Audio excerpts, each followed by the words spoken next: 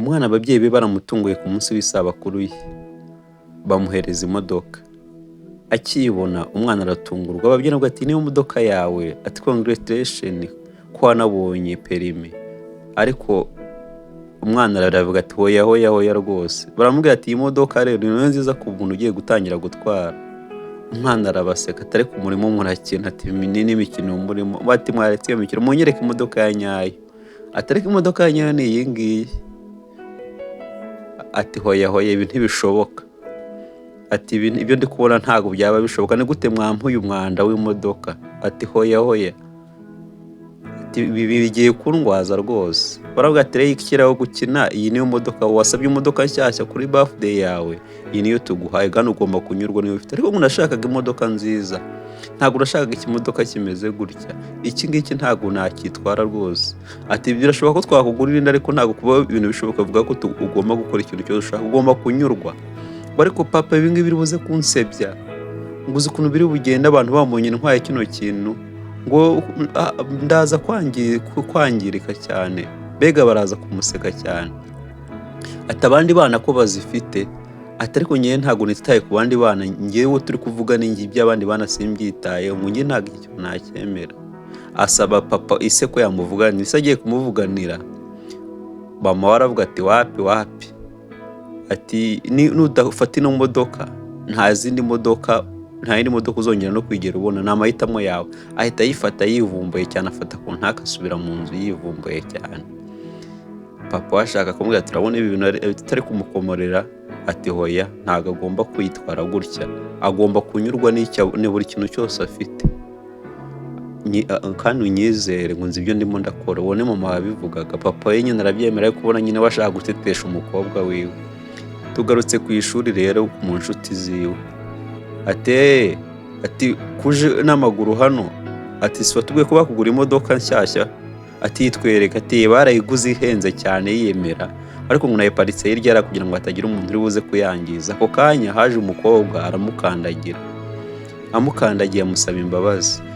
Uravuga ngo urusabye imbabazi? Ati ntubona amafaranga inkweto zanjye amafaranga zigura? Reba imyenda wambaye idashobora kugura n'ibiceri bingahe? Uzi ko inkweto zanjye zihagaze amadolari 800? Ati Samantha mbabarira, ati byari agisida ntabwo nabishakaga. Ati ngo sorry, ngo n'ubundi kutashobora kunyishyura rero ngo ufata uhanagura inkweto zanjye. Ati uri kumva cyangwa urebe biri buze gukurikiraho? Baramureba baramusuzuguye ko n'umwana nyine ugaragara nk'umukene. Wa mwana yarunamye aca bugufi anagura inkweto, baramuseka rwose, bakomeza bamuseka, bamuciye amazi cyane. Ati urabona hari ako tutahanaguye neza? Bakomeza guseka cyane. Ati sinari nizeye ko bino bintu wabikora. Ati ye wamuhombyi we. Baraseka barigendera. Undi nawe asigara ahagaze aho ngaho, ariko nyine biragaragara ko yumiwe. Noneho nyuma y'ishuri turabona ka Samantha kari gutaha gasa n'akihishe kagenda gakwepa. Wibuka ko kabwiye abanyeshuri ko gafite imodoka nshyashya, nyamara babo bagaye imodoka isa n'ishaje. Mu kujya kwatsa imodoka yanga kwaka, katanye wese arakomeza kwatsa iranga. Mu gihe arimo arwana nayo, wa mwana cya gihe yahanagurishije inkweto ze araza n'umutima mwiza. Ati se, ati ukeneye kureba ko imodoka yawe yanayatsa? Ati ari ibyo uzi ku bijyanye n'amamodoka? Ati ntabwo ari amamodoka yose, ngo ariko papa yajyaga atwara ino modoka, hari utuntu tumwe rero nziho. Ngo rero zamura, aramubwira ngo afungure kapo kugira ngo amujye kumurebera. Arafungura, aragenda aramurebera, ariko wibuka ibintu yari yamukoreye kare. Ariko n'umwana azamubera umwana mwiza, aca bugufi. Kandi Samantha kare yamusuzuguye ngo ni umwana wo mu bakene, yambara imyenda ihendutse, none aka kanya aramukeneye.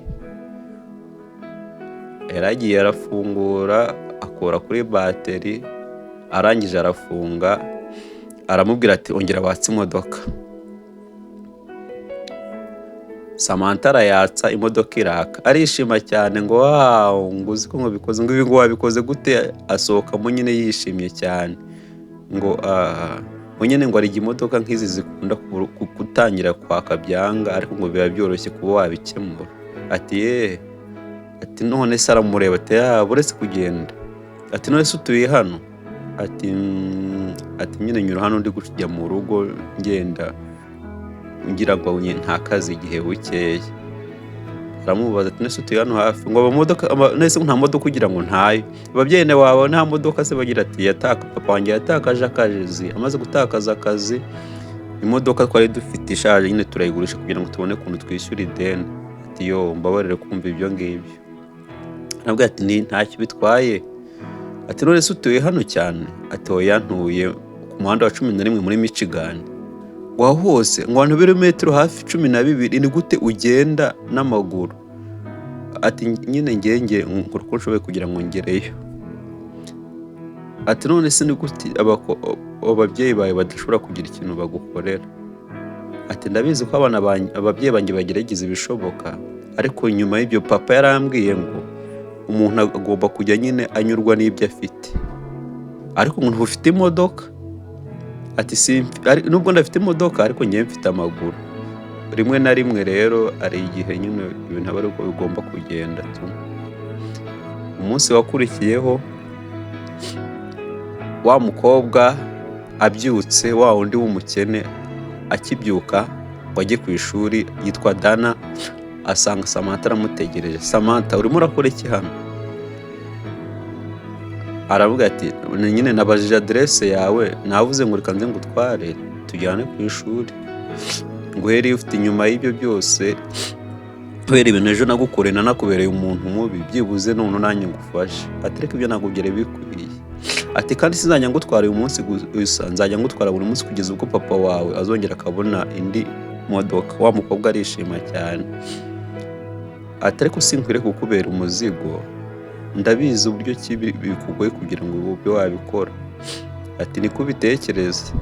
Ngo mu ijoro ryashize ngo naganiriye na papa wanjye, umubwira situation yawe, yemera guha papa wawe akazi muri company yacu nimba abona nta kibazo. Ati niko bimeze rwose, kandi ngo bazamuhemba amafaranga meza, akazi gakacu gahemba neza. Uri munabiganire n'umuryango wanjye. Yo abura icyo avuga nyine. Samantha aramuhobera. Urabona ko ya modoka bahaye Samantha yamuhaye isomo ko agomba kubaha abantu bose, ko nubwo atanyurwa n'ibyo afite ari abandi banyurwa nuko byonyine bifitiye amaguru. Bahita baragenda bajya mu modoka nyine kugira ngo bagende ku ishuri. Ababyeyi be bari bakurikiye Samantha ngo barebe uko bimeze, ahantu bari bicaye barabireba barishima. Urabona ko noneho dufite umukobwa mwiza. Ati rwose dufite umukobwa mwiza.